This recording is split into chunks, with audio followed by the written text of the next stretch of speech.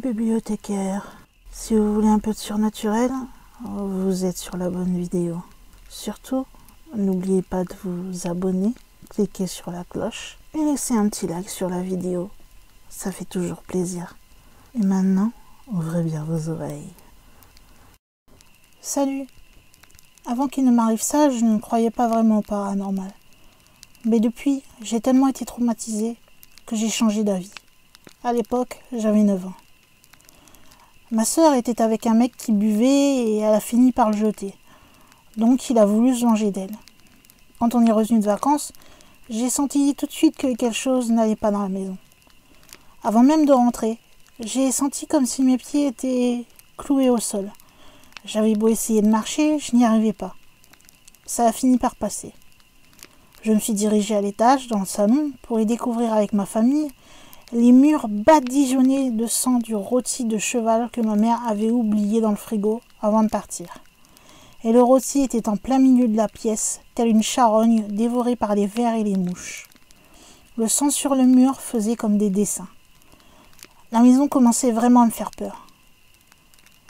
On a trouvé un ciseau retourné avec un bout de ficelle accroché et 6 nœuds et du sang sur chaque nœud, comme pour décrire notre famille.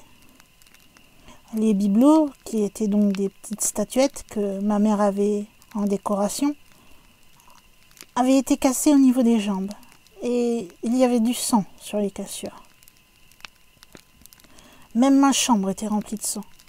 Les murs en étaient enduits avec des traînées, les draps étaient couverts de sang aussi, ainsi que les bijoux et la lingerie de ma grande sœur. On s'est tous dit que c'était bizarre, mais on n'a pas trop fait gaffe à ça sur le coup. Mais au fur et à mesure, on sentait des drôles de choses dans la maison. Ma mère ne pouvait plus y rester car elle sentait que quelqu'un lui prenait la gorge et l'étranglait en permanence.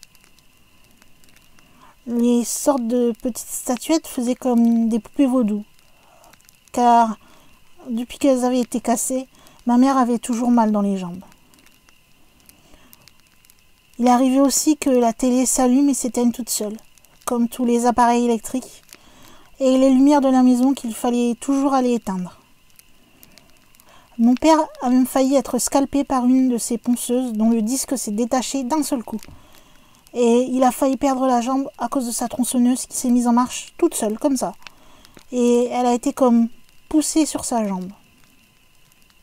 Ma grande sœur, quant à elle, ne pouvait plus dormir dans sa chambre, car chaque nuit à la même heure, vers 1h du matin, il y avait comme une apparition au Vélux sur le toit qui l'appelait et lui demandait de la suivre. C'était une femme tout en noir. Et mon autre sœur, quant à elle, en faisant ses cheveux devant son miroir, a crié violemment d'un seul coup. Donc ma mère est accourue pour venir voir.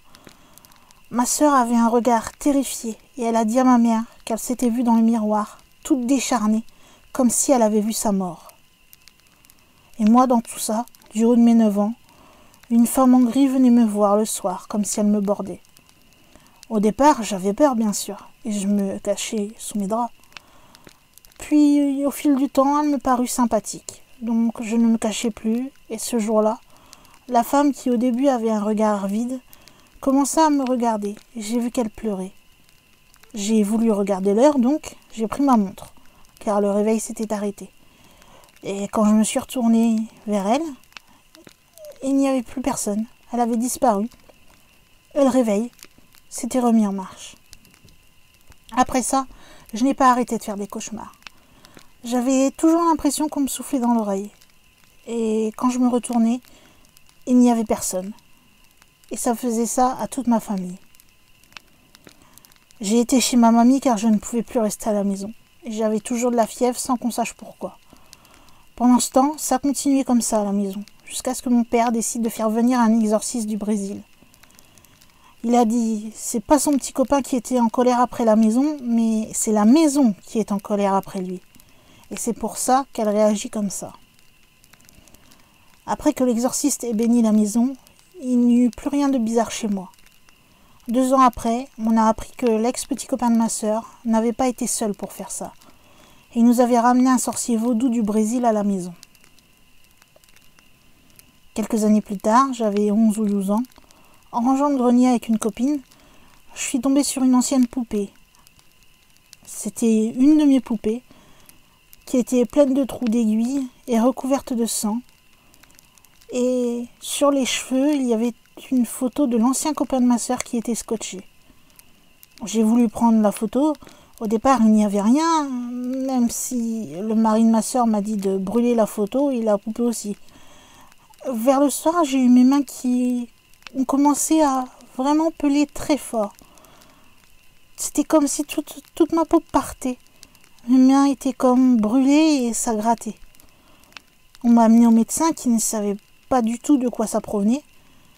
Et je n'ai pas voulu lui dire que j'avais juste touché une photo. La crème qu'il m'a donnée s'avérait ne pas fonctionner du tout. Ma mère est allée chez un orthophoniste qui avait un ami qui était médium. Et je suis allée le voir. Il m'a soigné les mains avec des capsules qu'il ouvrait et dont il mettait la poudre sur mes mains après avoir fait tourner un pendule au-dessus de mes mains.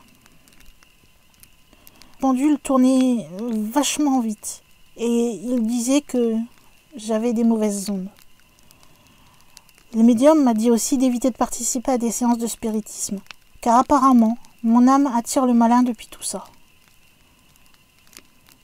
Je sais bien d'avance que certaines personnes ne vont pas me croire, mais moi, je sais ce que j'ai vu, ce que j'ai vécu. Même si j'étais petite, pour moi, ça a été une expérience très traumatisante. Et je n'ai surtout plus regardé ma maison de la même manière après ça.